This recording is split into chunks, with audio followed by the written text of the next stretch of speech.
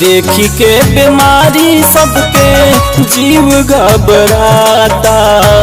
देखी के बीमारी सबके जीव घबराता। देखी के बीमारी सबके जीव घबराता। काहे ऐसन खेल बोला खेलेला विधाता। काहे ऐसन खेल बोला खेलेला विधाता। आपन दिल के टुकड़ा के केहू देखियो न पाता। आपन दिल के टुकड़ा के केहू देखियो न पाता। काहे ऐसन खेल बोला खेलेला विधाता। बोला काहे खेला ऐसन खेलेला विधाता।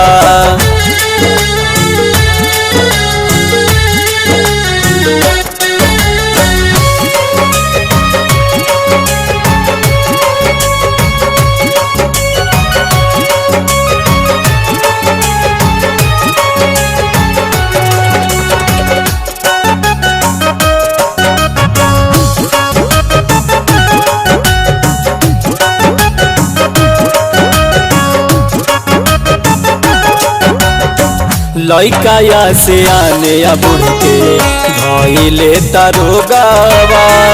रुपया पैसा धन दौलत से बचत नइखे लोगावा।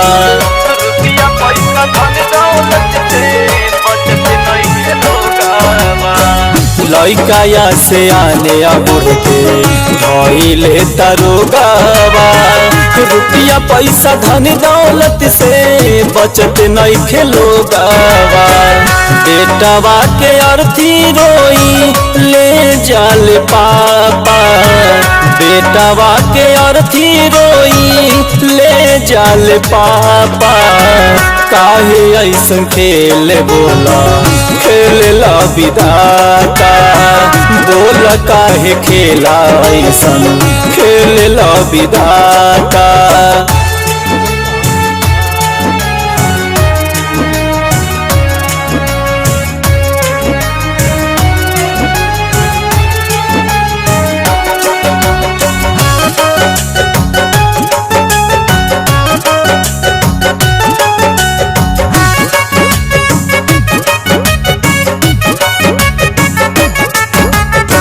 बबलू बरदासी लिखले दिल के दास्तान हो। अभियो से बकास दीना लोगवन के जान हो। अभियो से बकास दीना लोगवन के जान हो। बबलू बरदासी लिखले दिल के दास्तान हो। अभियो से बकास दीना लोगवन के जान हो। गौतम आकाश कहे रउए पबासा। उत्सव समीम कहे रउए पबासा। काहे ऐसन खेल बोला खेलेला विधाता। बोला काहे खेला ऐसन खेलेला विधाता। देखी के बीमारी सबके जीव घबराता। काहे ऐसन खेल बोला खेलेला विधाता।